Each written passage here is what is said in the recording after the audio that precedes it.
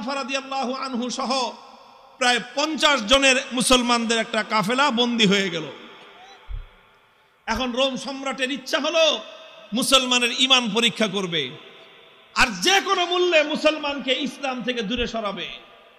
এই জন্য প্রথমে আব্দুল্লাহ বিন হুযাফাকে ডেকে নিয়ে অফার দিল, অফার লোভ দেখাইলো, বলল তুমি ইসলাম গ্রহণ করো, বিশাল অপ্রতিরোধ্য বিশাল সাম্রাজ্য, পৃথিবীর সুপার পাওয়ার রোম সাম্রাজ্যে তোমাকে বিশাল বড় ক্ষমতাবান পদ দিয়ে দিব, মন্ত্রিত্ব দিয়ে দিব, আর আর তোমাকে আমার মেয়ে বিয়ে দিয়ে দিব।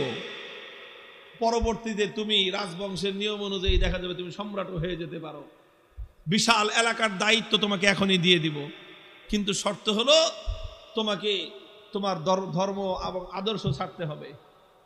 এই কথা যখন বলেছে, আব্দুল্লাহ ইবনে হুযাফা রাদিয়াল্লাহু আনহু রাগে ক্ষোভে অগ্নিশর্মা হয়ে, কোন কোন বর্ণনার মধ্যে এসেছে রোম সম্রাটের দরবারে দাঁড়িয়ে রোমান সম্রাটকে তিনি লক্ষ্য করে বলেছেন, ইয়া কালবার রোম, হে রোমের কুকুর। রোমের সম্রাট যখন তাকে ধর্ম ত্যাগের, ইসলাম ত্যাগের পরামর্শ দিয়েছে, তখন তিনি রোম সম্রাটের রাজ দরবারে দাঁড়িয়ে সম্রাট বলে নয়, রোমের কুকুর বলে সম্বোধন করে বলেছেন, মুসলমানের ঈমান এত কম দামি জিনিস না। সম্রাট মনে করলো শরীরে এখনো তেজ বেশি, তো এই জন্য এত গরম গরম কথা, এত গরম গরম কথা, তোমার তেজ একটু কমায় দেই। বলে দিছে জিন্দান খানায় নিয়ে বন্দি করো, খানা দানা বন্ধ, একটা দানা খাইতেও দিবা না, আর এক ফোঁটা পানিও পান করতে দিবা না। ডাক্তারকে বলে রাখছে নারী পরীক্ষা করতে থাকবি, যখন দেখবি যে একেবারে শেষ মুহূর্ত, এখন খাবার দাবার না দিলে আর বাঁচবে না, ওই সময়ে নিয়ে খাবার দিবি। খাবারটা কি দিবি সেটাও ঠিক করে দিছে, বলছে যে মুসলমানদের ধর্মে যে জিনিস হারাম সেটা দিবি, শুয়োরের গোশত আর মদ মিশানো পানি। ঠিক তাই হয়েছে। আব্দুল্লাহ বিন হুযাফা সহ না খেতে খেতে যখন মরণাপন্ন প্রায়, তখন একেবারে জীবন বাঁচানোর জন্য তাদেরকে খাবার দেওয়া হয়েছে। খাবার কি? শুয়োরের গোশত আর মদ মিশানো পানি। আব্দুল্লাহ বিন হুযাফা রাদিয়াল্লাহু আনহু চিন্তা করলেন, শরীয়তের মাসলা অনুযায়ী এই পরিবেশে জীবন বাঁচানোর জন্য সামান্য পরিমাণ শুয়োরের গোশত খাওয়া জায়েজ, জীবন বাঁচানোর জন্য। এটা তো আছে, ইল্লা ফামানিস্তুররা ফি মাখমাসাতিন গায়রা মুতাজানিফিল লিইসমিন ফাইন্নাল্লাহা গফুরুর রহিম। একজন মানুষ যদি এমন হয়ে যায় যে কোনো হালাল খাদ্য নাই, হারাম খাদ্য ছাড়া হালাল কোনো খাদ্য নাই, এখন না খেলে জীবন বাঁচবে না, সেই সময়ে জীবন বাঁচানোর জন্য সামান্য পরিমাণ হারাম খাদ্য গ্রহণ করা কি, এটা হলো মাসলা। কিন্তু উনি চিন্তা করলেন এখন তো শুধু হালাল হারামের প্রশ্ন না, এখন প্রশ্ন হলো মুসলমানের ইমানের আত্মমর্যাদা বোধের প্রশ্ন। আজকে যদি আমি হারাম খাবার খাই, তাহলে রোম সম্রাট বলবে দেখছি মুসলমানের ইমানের শক্তি কত দূর। এই সময় মাসলা ভিন্ন। এরকম পরিস্থিতি যদি কারো হয় তাহলে মাসলা ভিন্ন।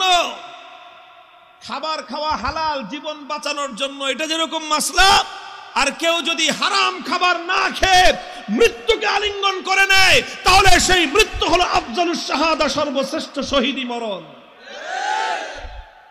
আব্দুল্লাহ বিন হুযাফা চিন্তা করলেন এখন মাসলা দুইটা আছে, একটা হলো ফাঁক ফোকরের রাস্তা, আমি এখন হারাম খেয়ে জীবন বাঁচাতে পারি, আর একটা মাসলা কি, আমি যদি আমার জীবনকে উৎসর্গ করে দেই, আমার একজনের জীবন যাবে, কিন্তু কিয়ামত পর্যন্তের জন্য রোম সম্রাটের দরবারে ইসলামের ঝান্ডা সমুন্নত হয়ে যাবে। সম্রাট বলবে যে মুসলমানের ঈমান বাপরে বাপ, জীবন যেতে পারে কিন্তু মুসলমান ইসলামের গৌরব ভুলুণ্ঠিত হতে দেয় না। তিনি খান নাই, লাথি মারছেন একটা, এক লাথিতে সমস্ত শুয়োরের গোশত আর মদের পাত্রগুলো ভেঙ্গে চূর্ণ বিচূর্ণ হয়ে গেছে। এখন সম্রাট ডাক্তারের কয়, কিরে তুই না কইলি জীবন বলে বাঁচবে না, তেজ দেখি এখন অত। ডাক্তার কয় আমাদের ডাক্তারি মতে তো এত তেজ থাকার কথা না, এটা তো ডাক্তারি মতের তেজ না, এটা তো ইমানি তেজ। এই তেজ এটা শরীরের তেজ না, এটা রূহের তেজ। এটা শরীরের শক্তি নয়, এটা আত্মার শক্তি। যে ইমানদার আল্লাহর ঈমান, আল্লাহর উপর আস্থা এবং ভরসাকে দুনিয়াদারদের সামনে মাথা উঁচু করে দাঁড় করাবার চেষ্টা করে, আল্লাহ পাক তার আত্মার মধ্যে অফুরন্ত শক্তি দান করেন। আব্দুল্লাহ বিন হুযাফা যখন এটা করলেন, এবার রোম সম্রাট বলে যে 2 বার খেললাম, দোনো খেলায় হারছি। 2 বার হলো না? প্রথমবার লোভ দিছে, জিতছে না হারছে? দ্বিতীয়বার খাওয়ান দাওয়ান বন্ধ করে টাইট দিছে, জিতছে না হারছে? এবার কয় ফাইনাল খেলা হবে। কি খেলা? ফাইনাল খেলা হবে। কার সাথে?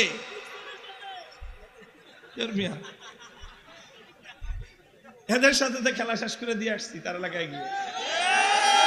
ওখানে কোনো খেলা নাই, এখানে তো অফার করেছি, আসো, আমাদের দুয়ার সবার জন্য উন্মুক্ত, বন্ধুত্বের হাত প্রসার করে দিয়েছি আমরা। তোমরা ভুল করতে পারো, আমাদের দায়িত্ব হলো তোমাদের ভুল শুধরে দেয়া। রোম সম্রাটের সাথে খেলা হবে আব্দুল্লাহ বিন হুযাফার। একজন হলো সম্রাট, আর একজন তার একজন বন্দী, তার জিন্দানখানার কয়েদি, আর একজন সম্রাট। খেলা হচ্ছে ফাইনাল খেলা। রোম সম্রাট বলল, এবার একদম দেখবো চূড়ান্ত যে ইমানের তেজ কোন পর্যন্ত হয়। যতজন বন্দী বিশাল বিশাল ড্যাগের মধ্যে পানি গরম করছে, ফুটন্ত গরম দাউ দাউ লেলিহান শিকার আগুন, সেই আগুনের মধ্যে ড্যাগ বসাইছে।